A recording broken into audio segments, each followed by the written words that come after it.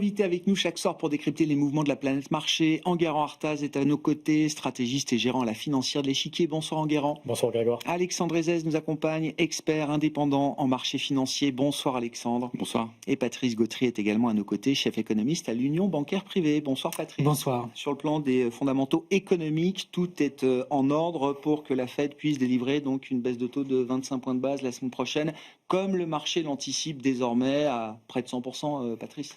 Oui, quasiment 100%. On avait effectivement une montée des doutes après les publications des minutes, puisqu'on voyait que effectivement il y avait pas mal de gouverneurs qui étaient encore en doute et qui mettaient en risque premier, un risque plus important, donc l'inflation derrière ou devant, le marché de l'emploi. Et puis on a eu les statistiques de l'ADP, donc là qui montraient une destruction d'emplois, et notamment dans le secteur des petites et moyennes petites entreprises, très petites entreprises, ce qui est gênant effectivement dans le développement du scénario. Donc là, je pense que il sera assez facile de gagner une majorité en faveur de 25 points de base. Alors après, toute la question, est-ce que c'est 25 points de base avec beaucoup de prudence sur les réunions à venir, ou 25 points de base en disant on laisse la porte ouverte à d'autres 25 points de base, et puis en même temps on va avoir la révision des fameuses dots, c'est-à-dire en fait les points que donne chacun des gouverneurs. Et là, ça va certainement bouger. La projection des niveaux de taux dans l'esprit de chacun des gouverneurs. Voilà, pour les 2-3 années à venir, et puis aussi les perspectives économiques, avec notamment ce qui, moi, me posait un petit peu de problème, c'est pas tant l'activité, c'est que en fait, la Fed, dans les livraisons du mois de septembre, s'attendait à un marché de l'emploi qui se détériore cette année, mais qui s'améliore 4,2-4,3% à horizon 2 ans. Et là, je pense qu'il y a certainement un petit peu plus de doute, parce qu'on ne sait pas où est le nouvel équilibre sur le marché de l'emploi. L'offre et la demande ont baissé, et l'immigration joue un rôle. Et puis, il y a effectivement, on l'a vu dans les indicateurs, manufacturiers notamment, il y a quand même une situation qui est encore problématique. Ça tire dans les services, ça tire la croissance. Par contre, les manufacturiers, le secteur manufacturier est encore, je dirais, très volatile et donc fragile. Ce qui marque dans la Fed et ce qu'on observe de la Fed, que ce soit les projections économiques, que ce soit les projections de taux, que ce soit la formation du consensus autour des décisions, c'est justement la dispersion qu'on observe aujourd'hui. C'est une dispersion qui est là pour durer. Ça veut dire que les débats vont être de plus en plus polarisés, qu'on va se compter entre guillemets à chaque FOMC, Patrice, et qu'on aura peut-être des dissidents de part et d'autre du consensus. C'est une nouvelle Fed entre guillemets qui est en train d'émerger de ce point de vue-là. Alors, il va y avoir une nouvelle Fed en 2026. Alors ça, c'est évident, avec, on le voit bien, la montée, je dirais, en grâce, en quelque sorte, de monsieur Hassett, qui se comporte déjà en termes de déclaration comme s'il était déjà aux manettes, et adoubé par l'administration, par monsieur Bessent, et le renouvellement des Fed régionaux, des gouverneurs de la Fed régionaux. Donc là, ça va effectivement être un renouvellement de personnel. Derrière, on voit bien aussi qu'il y a un renouvellement, il y aura une volonté de la part du prochain gouverneur, enfin responsable de l'ensemble de la Fed, de changer un petit peu les règles. On sait déjà que la supervision, qui était le rôle de la Fed, va probablement glisser de la Fed vers le Trésor. Et puis il y aura effectivement aussi sur les tests, sur la réglementation du secteur bancaire. Et puis on peut même aller plus loin en disant est-ce que en fait la Fed doit se poser autant de questions tous les mois, mais ne doit pas avoir une règle un petit peu comme la règle de Taylor qu'on utilise, ou du moins qui sert de référence quand on en a envie de temps en temps, en disant comme ça la Fed est sur un pilote automatique et grosso modo elle ne nous embête plus. Parce que dans la thèse, dans les théories républicaines, la Fed embête. C'est-à-dire elle intervient et puis elle manipule, effectivement, elle manipule, elle donne de la liquidité, elle en enlève. Donc tout ça, ça gêne. Et grosso modo, les thèses républicaines pourraient voir le mandat de la Fed considérablement réécrit, même si la Fed reste indépendante. Mais c'est un point important. Ça veut dire que le futur chairman a quand même à sa main, au-delà des comités de politique monétaire dont les décisions sont généralement prises par consensus, avec un vote possible, il y a tout un autre champ et tout un autre aspect des missions de la Réserve fédérale américaine sur laquelle le chairman va pouvoir agir. Oui, tout à fait. Je crois que c'est ça qui va remeubler. Donc il aura une vraie influence, c'est ce que je veux dire. Alors il a une influence énorme, surtout s'il est adoubé par l'administration américaine. Donc là, ça veut dire que derrière, on peut passer des réformes qui soient votées et adoptées par le Congrès. Donc ça va beaucoup plus loin que simplement de baisser les taux, même, allez, soyons fous, 50 points de base lors de la prochaine réunion.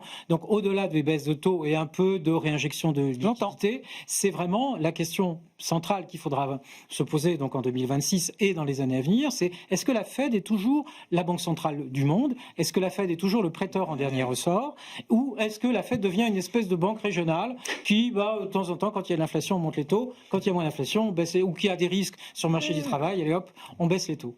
Bon, sur la décision de la semaine prochaine et les suivantes, mais quel type de communication est-ce qu'on peut attendre pour délivrer, pour voir la Fed délivrer cette baisse de 25 points de base Ce qu'il est clair, c'est Alexandre que Jérôme Powell va rester un petit peu dans ce qu'il a fait, c'est-à-dire qu'il est sur la fin de son parcours, Ouais. et donc il va être prudent et finalement il va agir en fonction des chiffres économiques et notamment sur le travail qu'il va avoir dans les prochains mois. Est-ce que la baisse aura lieu au mois de mars, au mois de mai, la prochaine La baisse suivante, hein. La Oui, suivante. c'est ça. Celle de demain est acquise. En fait, ça se fera avec les chiffres du marché du travail qui légitimeront une baisse. Et de mon avis, en tout cas, il faut imaginer que Jérôme Powell ne veut pas créer une crise avant de partir et se mettre en porte-à-faux complètement avec Donald Trump, ce qui serait complètement idiot, en tout cas pour la fin de sa carrière, et contre-productif par rapport à tout ce qu'il a montré sur l'entièreté de son mandat. Donc, de toute manière, ça suivra. On a une visibilité, finalement, ça veut dire qu'on a au moins, jusqu'au mois de mai, on a une visibilité sur la Fed, en tout cas ce qu'elle fera par rapport aux chiffres économiques que l'on a. Les chiffres de l'emploi, c'est vrai que on est quand même dans une nébuleuse, parce qu'entre tout... On ne sait pas finalement l'état de l'emploi. ADP, c'est bien, mais bon, la corrélation entre ADP et le rapport officiel est toujours un peu flou. Entre ce qui vient effectivement des licenciements, mais ce qui vient des non-embauches, enfin, c'est très complexe. Et je pense que de toute manière, eux sont dans le brouillard. La seule chose qu'ils veulent, c'est ne pas créer une crise. Alors, sur la question du mandat de la Fed, évidemment qu'il y aura à mon avis, il y aura des changements de mandat. Il faut bien quand même imaginer qu'une banque centrale n'est pas normalement faite que pour l'inflation, c'est-à-dire que la Fed n'a pas été créée pour gérer l'inflation. Finalement, ça date des années 70-80. La Fed est là, normalement, pour assurer une stabilité du système financier. À des moments, son mandat, c'était la devise. Donc, on peut imaginer, et je pense que ce qui était impensable peut le devenir, c'est que le rôle de la Fed change complètement, en tout cas que l'inflation ne soit pas le sujet prépondérant, en tout cas, dans sa politique. Le mandat dual tel qu'il existe aujourd'hui, il peut très vite se retrouver 30 ans, quoi. Comme un mandat pour la croissance plus que pour gérer l'inflation. Et la stabilité financière. Alors effectivement, la supervision peut passer au Trésor, mais finalement, si le mandat de la Fed sur sa supervision, puisque il est plutôt, c'est pas le FOMC, mais c'est le Conseil des gouverneurs qui s'occupe de la supervision et qui est nommé par Trump. Enfin, en tout cas, Trump a la main sur ce Conseil des gouverneurs. On peut avoir une architecture qui maintient l'indépendance de la Fed et qui en même temps change complètement, change la vision du mandat, et on restera effectivement sur les autres banques centrales, sur les mandats de l'inflation. Mais on voit bien qu'il y a un vrai sujet, et on voit bien que le sujet de l'inflation, les taux ont monté, et finalement la Fed n'a pas forcément la main sur l'inflation malgré sa politique monétaire. Enfin, l'économie... Il y a des problèmes d'offres sur le marché du travail, enfin, il y a plein de sujets sur lesquels des baisses de taux, on peut voir pas d'impact, effectivement, aujourd'hui. Exactement. Sur l'idée d'une nouvelle Fed, alors, qui va peut-être se dessiner, se façonner, Enguerrand, qu'est-ce qu'on peut en dire? Et effectivement, si on prend comme hypothèse que Kevin Hassett est un possible, voire probable successeur de Jérôme Powell, qu'est-ce que déjà cette personnalité peut impulser ou amener à la Réserve fédérale américaine à partir de mai 2026? Alors, Kevin Hassett tout seul, il peut amener des choses. Maintenant, s'il était isolé, faut pas non plus imaginer que lui tout seul fera bouger la Fed et les décisions du Conseil des gouverneurs. Maintenant, comme on le disait précédemment, il va aussi avoir l'année prochaine le renouvellement donc, des directeurs des Fed régionales.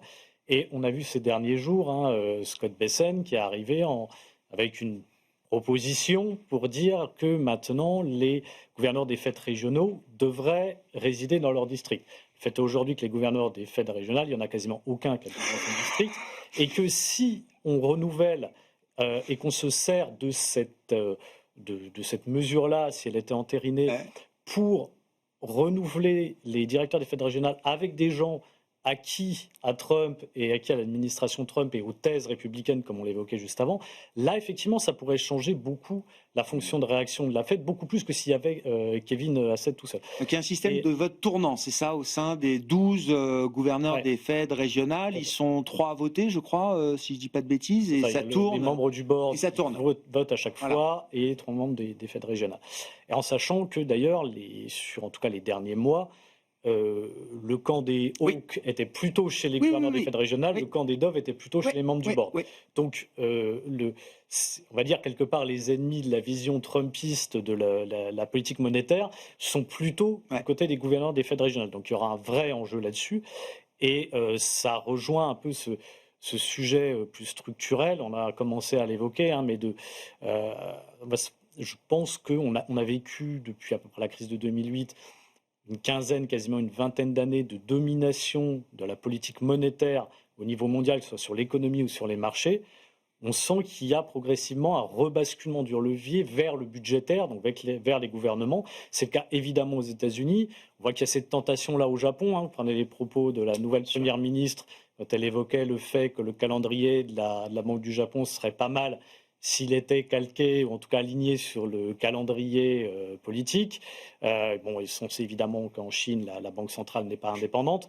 On n'en est pas encore là pour la BCE, mais on pourrait très bien imaginer à un moment donné que le rôle ou le mandat de la BCE puisse évoluer avec une Europe peut-être plus intégrée ou avec d'autres changements qu'il pourrait y avoir. Donc on sent que ce levier monétaire, qui a été un peu l'alpha et l'oméga des marchés depuis une quinzaine d'années, ne sera peut-être plus aussi fort que ça, et que la fonction de réaction, ce sera peut-être plus du côté budgétaire, ce qui amène aussi un peu plus de volatilité. Alors voilà, comment le marché met un prix là-dessus, Enguerrand, si effectivement la domination fiscale, la domination budgétaire, pour le traduire en bon français, s'installe dans certaines grandes banques centrales, à commencer par la Réserve fédérale américaine.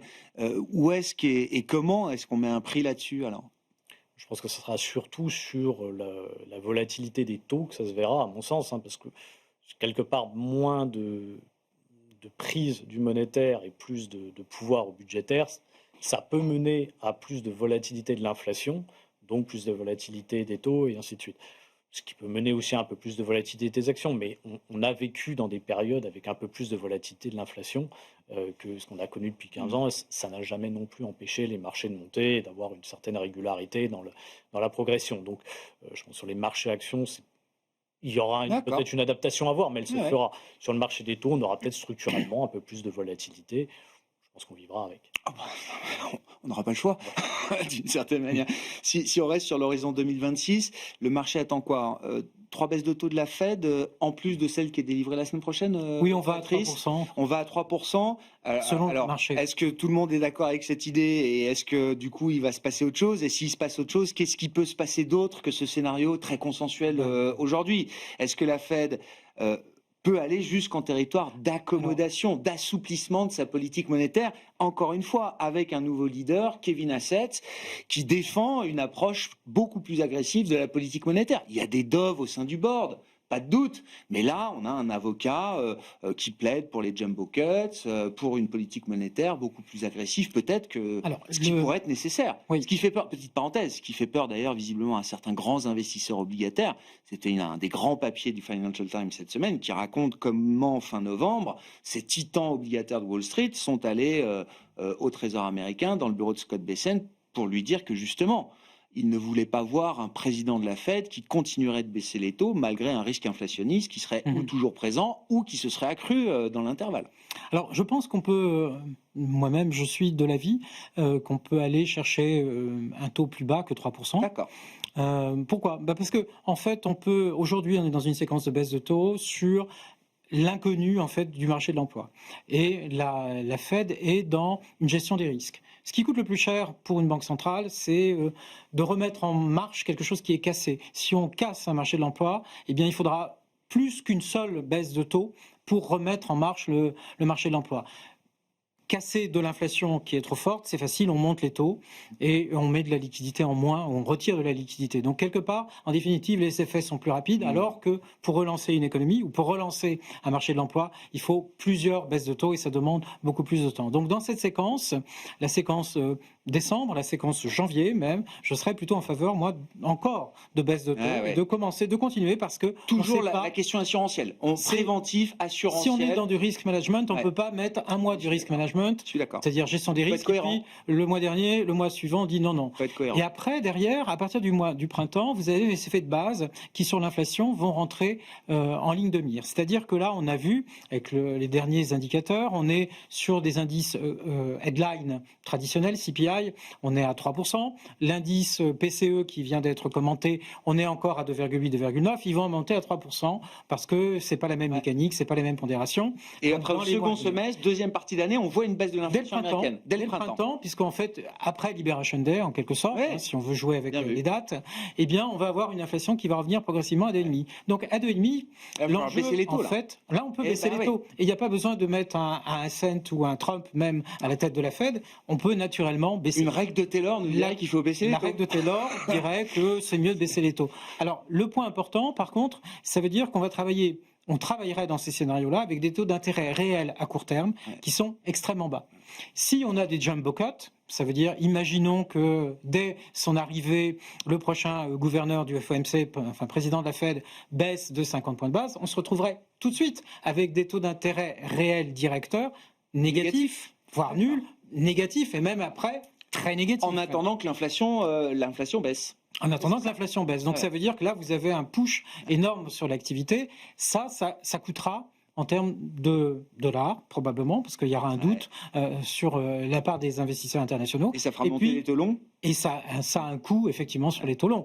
On l'a vu, dès qu'on touche à la notion d'indépendance, ça a été les tests qui ont été faits par l'administration américaine cette année, ils en ont fait plein. Eh bien, en fait, dès qu'on parlait d'indépendance, de dire on va virer Powell parce qu'il nous gêne, paf, 50 points de base sur la partie longue de la courbe des taux. Donc là, grosso modo, vous avez effectivement une pontification, mais il y a un coût, et il y a un coût parce que, effectivement, c'est, comment dirais-je, le risque d'avoir une Fed qui aille au-delà, mais très au-delà du point neutre, et là le point neutre qui irait même encore plus loin que l'insimple assurance en fait par rapport à un risque sur l'emploi. Et donc un Fed peut avoir le leadership pour embarquer une Fed dans une trajectoire comme celle que vous décrivez. Alors, il peut emmener la Fed là-dedans, il peut pas tout faire tout seul. Mais par contre, quand il va faire une conférence de presse avec les journalistes, là, il va avoir des questions. Et puis, il y aura M. Bessent qui lui reviendra, puisqu'on l'a vu en 2025, M. Bessent est le garant des marchés obligataires. Et dès que les petites cloches sonnent sur le marché obligataire, on calme le jeu, on change le speaker qui vient devant les médias, et on dit non, calmez-vous, oui, on gère. Donc, grosso modo, c'est ce style de scénario, si jamais il y avait un débordement. Mais je crois qu'ils ont un petit peu compris dans quelle marge de manœuvre ils pouvaient avoir. Et 2025 a servi, à mon avis, de test. Ouais, c'est ça. On a les deux limites du chemin qu'on peut emprunter. Mais ce qui leur laisse pas mal de mouvement. Ça leur laisse pas mal de marge de manœuvre. Bien sûr. D'autant que la courbe s'est quand même un peu réaplatie, que les taux longs ont un peu rebaissé quand même aux États-Unis, donc on peut avoir un peu de place. Et puis après, il y a l'hypothèse, effectivement, on parlait du côté budgétaire, on ne sait pas si on va devoir rembourser les fameux tarifs qui sont devenus, entre guillemets, illégaux, du moins au motif de la défense et de la sécurité. Et ça, effectivement, Enguerrand, ce n'est pas une décision neutre attendue de la part de la Cour suprême pour valider la base légale qui a été utilisée par Trump et son administration pour la mise en place d'un certain nombre de tarifs. Si la base légale est justifiée, Donald Trump va, j'imagine, se sentir pousser des ailes et pouvoir utiliser cette manne tarifaire de la manière qui lui convient. C'est un peu ce qu'on pressent. Oui, effectivement, s'il est validé, je pense que ça le poussera à aller plus loin dans les projets qu'il a évoqués récemment, notamment de distribuer des chèques aux ménages, voire, alors je ne pense pas que ça ira au bout, son fameux fantasme de supprimer l'impôt sur le revenu aux États-Unis. Je pense qu'on en est un petit peu loin. Remplacé par une contribution extérieure de l'étranger. Et si le jugement de la Cour suprême lui était favorable, ce qui est quand même loin d'être gagné, je pense qu'effectivement, il pourrait avoir cette tentation-là.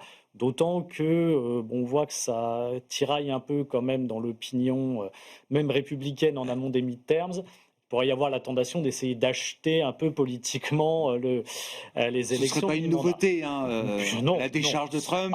C'est même, je dirais, une constante de la vie politique, et pas qu'aux États-Unis. Donc, il pourrait tout à fait être tenté de faire ça.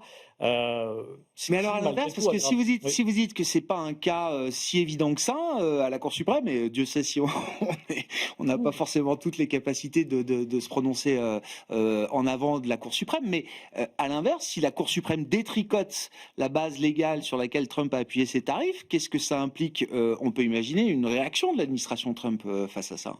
Oui, ceci dit, en réalité, ce qui serait détricoté est peut-être pas si important qu'on le pense.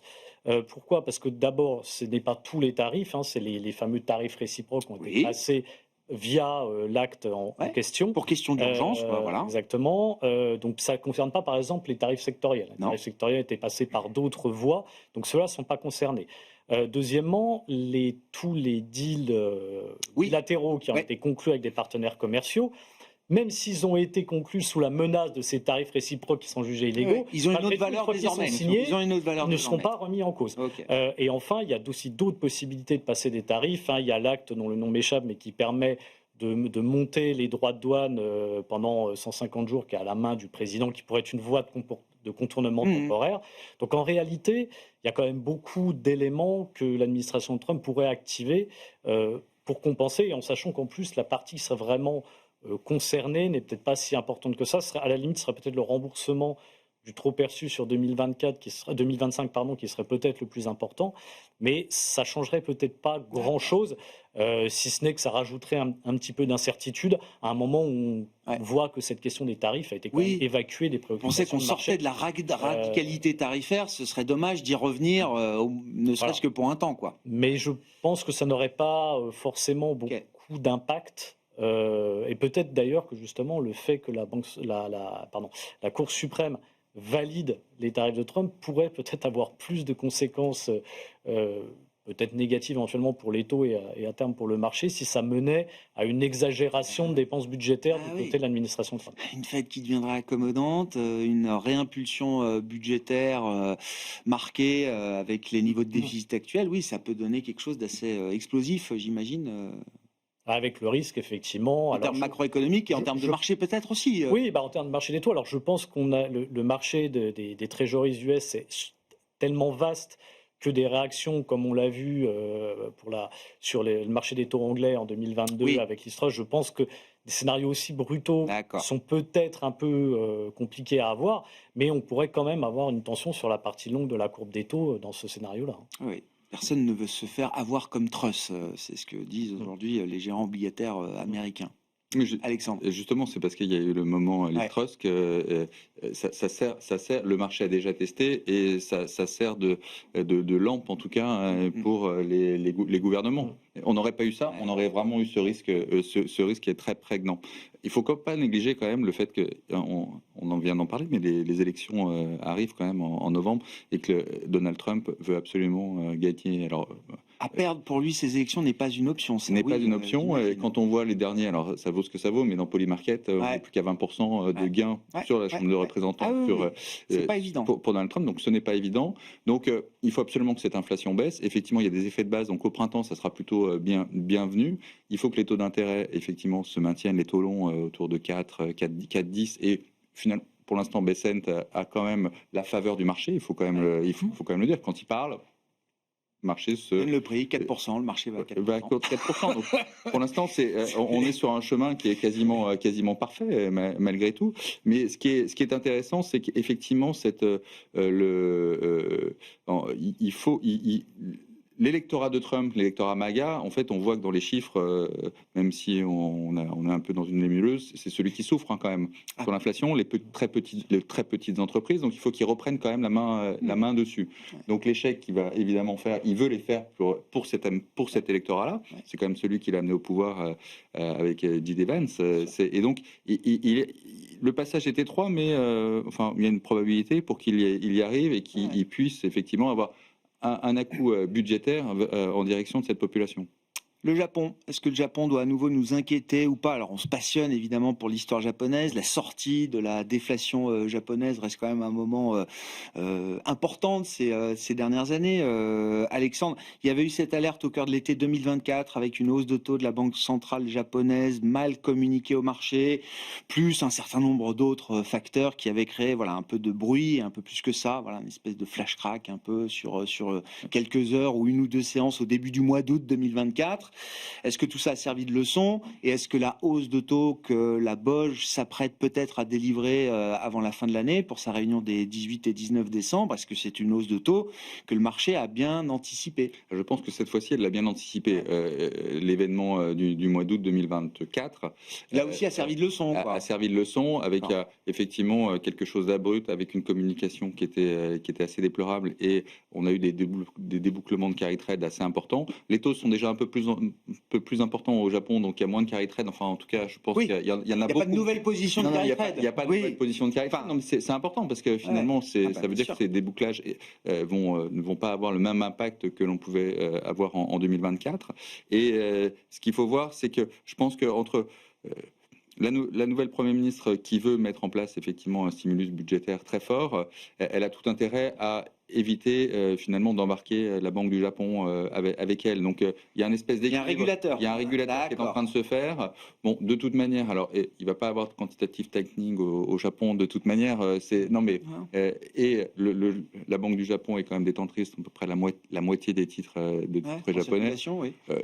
Les taux longs montent, mais en fait finalement les taux réels restent bien orientés. Ils sont à zéro voire négatifs, donc ils restent négatifs. Donc il n'y a pas de sujet de ce côté-là. Je pense que le véritable enjeu pour le Japon actuellement, et c'est pour ça que cette hausse des taux est quasiment nécessaire à la fois pour la banque et la Banque du Japon et le gouvernement, c'est qu'il faut absolument que le yen remonte. Parce qu'il y a un impact très important, on a vu sur l'inflation, les prix de l'électricité, il faut absolument remettre en place une hausse du yen et elle ne peut se faire que par une politique... Pour aider à réguler l'inflation. Exactement. Et éviter d'être obligé de trop monter les taux aussi de l'autre côté, quoi. Exactement, donc c'est cet équilibre qui est en train de se mettre en place. Bon, est-ce que les choses au Japon vous paraissent à peu près maîtrisées avec effectivement l'arrivée de cette nouvelle première ministre, Sanae Takaichi, un gouverneur de la Banque du Japon que le marché connaît bien sûr, et une pression toujours amicale de partenaires américains, par exemple, notamment sur la question du change. Le yen est beaucoup trop faible, il doit remonter. Oui, alors il y aura peut-être effectivement aussi, c'est ce qui commence à être un peu regardé, des interventions éventuellement de la part de la BOJ sur le marché des changes. 155, 160 surtout, c'est 160 peuvent revenir et c'est vrai, un niveau d'intervention. La façon, alors dire que tout est maîtrisé, que c'est bien écrit, je trouve que c'est un peu désordre. Elle est un peu vite. Parce que accélérateur frein, quand vous faites ça pour une voiture, ça marche pas, et pour une économie, ça marche pas non plus. Donc accélérateur, c'est les dépenses budgétaires, mais dans les dépenses budgétaires, moi ce qui m'embête un peu, tout le monde fait la dépense budgétaire. L'Allemagne, le Japon, le Royaume-Uni en fait indirectement, mais d'autres pays ont l'intelligence de privilégier, je dirais, des investissements de long terme. On sait que le multiplicateur, même si on fait des investissements dans la défense, infrastructure, climat, etc., tout ça génère un multiplicateur budgétaire qui amène de la croissance potentielle, y compris aux États-Unis, bien entendu, avec le grand sujet de l'IA. Là, c'est pas tellement. Alors, il y a un volet défense au Japon, mais il y a un volet aussi de baisser les prix de l'énergie aux consommateurs. Et donc, on subventionne en fait le consommateur. On a déjà un problème d'inflation, comme ça vient d'être dit, et on subventionne le consommateur, ce qui veut dire que à l'aube des prochaines négociations salariales qui devraient situer les salaires encore sur un trend de 5%, on relance de la consommation. Donc grosso modo, il y a une vision un peu populiste effectivement dans cette relance budgétaire dont on peut se poser la question sur l'opportunité, alors que le dialogue n'est pas vraiment établi, ils se cherchent, ils sont en train, ils se réunissent, ils parlent, etc. Non, l'indépendance, on n'y touche pas. D'accord, mais pour l'instant, on se retrouve quand même avec l'obligation, quelque part, la BOJ, pour sa crédibilité, de monter les taux, et avec une régulation budgétaire qui est in fine de court terme, parce qu'on va relancer le pouvoir d'achat, mais le problème de la croissance japonaise, c'est effectivement de se situer sur une croissance potentielle qui soit durablement supérieur à 1, parce que là, pour l'instant, les perspectives, même avec le plan budgétaire, dans notre scénario, on est à 0,8. Donc on peut aller, soyons optimistes, on va rajouter 0,2 points. Donc de 0,8, on va passer à 1. Donc, la zone euro est à 1, un peu plus de 1 en 2026, et les États-Unis caracolent à plus de 2. Donc on voit bien tout ça pour ça. Là, je trouve que le rapport coût-bénéfice entre le désordre sur les marchés budgétaires, avec les risques carry trade, avec les risques de volatilité sur les taux anglais, les taux français, les taux américains, et bien par rapport à ce que ça rapporte en termes de croissance, je trouve que c'est plutôt mal calibré.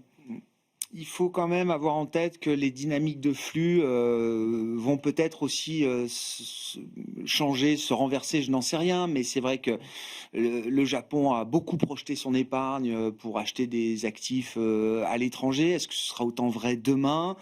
Et puis même dans l'idée que le monde cherche à être un peu moins sensible au dollar, ou se dédollariser, comme on dit familièrement, est-ce qu'il n'y a pas un certain nombre d'économies asiatiques aussi qui vont commencer à peut-être recycler un peu moins leurs excédents dans des actifs en dollars? Oui, c'est une possibilité, mais ça, en fait, c'est pas vraiment nouveau, hein, que ce soit le Japon ou la Chine. On voit que la détention, par exemple, de trésoreries, elle ne fait que chuter depuis plus d'une dizaine d'années. Hein. Le pic de la détention de trésoreries par ces économies-là, il est bien antérieur. Dans les économies d'Asie du Sud-Est, ça fait très longtemps que, en gros, ça date de post-crise de 2008, hein, que on commence à se payer plus au yuan qu'au dollar. Hein. Ouais. Donc ça aussi, c'est pas une nouveauté. Donc je pense qu'effectivement, ça peut amplifier ces phénomènes-là, mais qui sont des phénomènes qui sont déjà en place. Et qui vont se poursuivre. Je pense que la grande peur de dire que la hausse des taux japonais va devenir un frein structurel pour le financement de la dette américaine, j'y crois pas vraiment. Je pense que c'est très, très exagéré. Que à la marge, dans certains flux, ça puisse jouer, évidemment, mais il y a tellement d'autres flux qui jouent sur un marché aussi vaste que celui des treasuries que ça, à mon avis, c'est pas un énorme sujet. Donc, je pense que c'est un élément qui se rajoute à un contexte global. Est-ce que ça en sera un déterminant principal et brutal? J'y crois pas vraiment. D'autant que, comme on le disait juste avant, hein, autant en 2024, il y a un accident de communication, autant là, tout est quand même bien... balisé. Bien balisé. Ouais. Le marché était plutôt à 50-50 sur une hausse de taux de la BOJ en décembre, il y a encore quelques semaines. Là, maintenant, il a presque à 80%. Ouais, c'est ça, voilà. C'est bien renforcé. Donc, il y aura peut-être à un moment des ajustements un peu brutaux sur le yen si la BOJ intervient sur le marché d'échange. Mais je pense que ça aussi, c'est anticipé. Donc, je pense que là, maintenant, le problème japonais, en tout cas à court moyen terme, devient un problème vraiment purement japonais, hein, parce que c'est l'économie japonaise elle-même qui a à se poser la question de là où elle doit aller. Je suis assez d'accord sur le fait que, et c'est d'ailleurs pour ça aussi qu'on a un peu parfois des ajustements sur les attentes de baisse, plutôt de hausse de taux de la BOJ, c'est que c'est pas très très lisible ce qui se fait au Japon aujourd'hui. Donc voilà, c'est plutôt un problème pour investir sur le Japon qu'un problème global. En fait, ce qui serait intéressant, c'est qu'en fait, vite fait, hein, les grandes banques centrales sont en train de faire de la régulation domestique. Chacune a un problème d'inflation, positionné différemment. On l'a fait en zone euro. Et en fait, on a monté les taux, puis maintenant, on les ajuste en fonction de l'inflation ou du marché de l'emploi. Là, en fait, le cas japonais remet de la volatilité partout et c'est un facteur extérieur. Donc, en fait, la question se poserait pour les banques anglaises, banques européennes, voire la banque américaine. Est-ce qu'il faut que je contrôle la partie longue? Et là, la question, c'est est-ce qu'il faut que je rachète du taux long pour contrer la volatilité qui viendrait du Japon? Combien la Fed vient d'arrêter son QT? Il y a de la place dans le voilà. Contrairement à la BCE. Contrairement à la BCE. Bah tiens, ça nous amène à parler de l'Allemagne, Enguerrand. Alors, avec une situation politique de Friedrich Merz qui s'est quand même nettement dégradée depuis son élection et son arrivée au pouvoir en début d'année, puisqu'il vient d'échapper à un nouveau revers politique à l'occasion d'un vote sur une loi de réforme des retraites, si je dis pas de bêtises, en Allemagne. Toute histoire semblable, évidemment, ne serait que le fruit de notre imagination. Non, mais blague à part... ma perception, c'est que j'ai l'impression que les gens sont déjà déçus ou révisent en tout cas les ambitions à la baisse vis-à-vis du plan allemand, dont le premier euro n'a même pas encore été déboursé. C'est ce qui me frappe beaucoup sur cette fin d'année, c'est que j'ai l'impression presque de revenir à la même période l'année dernière, où tout le monde était ultra pessimiste sur l'Europe. On se retrouve un peu dans la même situation, comme si rien s'était passé entre-temps. Merci. Et tout, il y a quand même des choses qui ont été votées entre-temps. Il n'a jamais été prévu que les investissements allemands commencent en mai 2025. Donc, c'est simplement que, comme toujours, le marché a suranticipé le mouvement et puis après, il pêche un peu par impatience le reste du temps. Mais les investissements allemands vont arriver. Il y a eu certains investissements d'infrastructures qui ont été validés pas plus tard que cette semaine sur notamment des autoroutes et le réseau routier, sur à peu près 4 milliards d'euros de dépenses, quelque chose comme ça cette semaine. Donc, c'est en train d'arriver. Je pense que là-dessus, alors évidemment, il y a encore beaucoup de questions. Il y a la question qu'on a abordée tout à l'heure du multiplicateur. Quel sera le multiplicateur des investissements allemands? Eh bien, ça, on le verra a posteriori.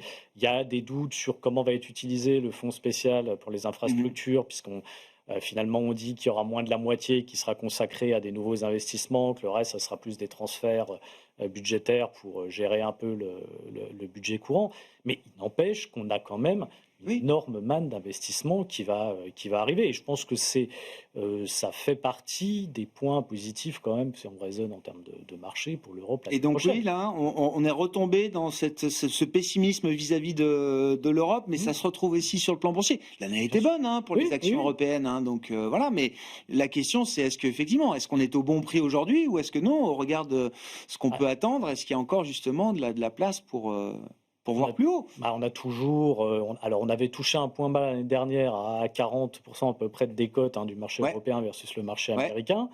Là, on est remonté qu'à 33%. La moyenne long terme, c'est plutôt une petite vingtaine de pourcents. Donc, on est encore très très loin là-dessus. Prenez les flux. Les flux, ils avaient commencé timidement à revenir au cours du premier trimestre et ça s'est arrêté là. Il n'y a quasiment aucun flux qui est revenu massivement sur les actions européennes. Donc en fait, il reste énormément de place et j'ajouterais que le potentiel de mauvaises nouvelles versus le potentiel de bonnes nouvelles, je trouve que la symétrie est quand même plutôt favorable pour l'Europe, là où il me semble un peu moins positif pour les États-Unis, où plus de risque à la baisse que de risque à la hausse. Deux asymétries différentes entre les États-Unis et l'Europe. D'accord avec ce point-là, Alexandre, sur le plan de l'investissement? Je nuancerai un peu. C'est vrai qu'en Europe, en fait, l'Europe depuis au deuxième semestre n'a plus rien fait. C'est-à-dire que la surperformance, elle s'est faite très rapidement sur le premier trimestre. Et puis après, tout le reste de l'année, en fait, l'Europe ne fait rien. Et les États-Unis, un peu contre toute attente, parce que c'est toujours la même chose. Plus personne voulait des États-Unis après le Liberation Day. Et en fait, ça réaccélère à l'été. Ça réaccélère. Après, on peut se poser la question, alors tout le monde en parle, mais l'IA, c'est un changement structurel pour les États-Unis et ça concentre l'ensemble des investissements au niveau mondial. Et donc, ça attire quand même un nombre d'investisseurs aux États-Unis de manière phénoménale, avec des valeurs. L'économie, on parle de l'économie en K, mais le marché est aussi en K. Et ça tire le marché et ça va encore tirer le marché. Alors, on peut parler de la fragilité de Nvidia face à... Mais ça reste quand même en famille. C'est-à-dire qu'en fait, il y a une rotation. La seule chose quand les gérants qui géraient déjà les entreprises de semi-conducteurs il y a 15-20 ans, on sait très bien que les générations, c'est très rapide, il faut de la recherche et c'était des cycles très très rapides. Très courts. Pourquoi ça ne changerait pas cette fois-ci? Donc il y a une espèce de course. Et effectivement, si c'est Nvidia, après, ce serait Google, etc. Ça tourne et ça reste quand même américano-américain. Donc, et quoi de mieux économiquement qu'une oligopole? C'est-à-dire que c'est pratique, c'est le meilleur modèle économique en tout cas pour créer de la valeur. Faut pas se mettre contre ça, quoi. Et là, on est en plein dedans. Et ils se mettent pas contre ça. Vous voyez, finalement, Google dit quoi? Le Google, je ne vendrai pas mes puces. Je ne vends pas mes puces, c'est pour moi. On laisse à Nvidia inonder le monde, etc. Enfin, donc tout ça est en bonne intelligence et ça continue à attirer des investissements. Ça va attirer aussi de la dette. On parle aussi de 600-700 milliards potentiellement d'endettement des grandes technologiques. Et il va falloir pour caler par rapport à des investissements long terme. Donc, il y a une espèce de tunnel vers les États-Unis qui risque de continuer, en tout cas, au moins la première partie de l'année. Sur la politique d'investissement, là.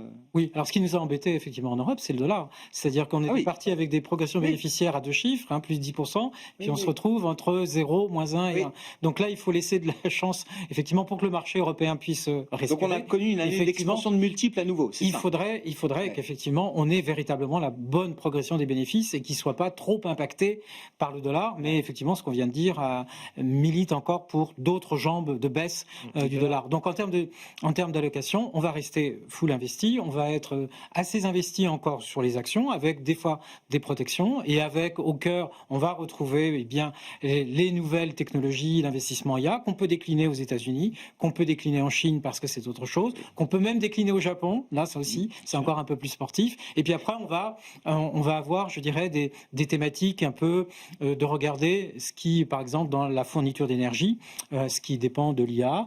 Il y a des fonds de convertibles aussi qui sont avec de l'IA. Donc on peut décliner ça sous d'autres termes. Donc on n'est pas uniquement lié complètement au marché américain, mais on peut avoir, et puis après, quelques valeurs. Le vecteur de la santé a plutôt bénéficié effectivement des négociations. Beaucoup de diversification du côté du crédit. Le crédit, le corporate, le carry fonctionne encore, et peut-être même le carry du côté du high yield. Bon.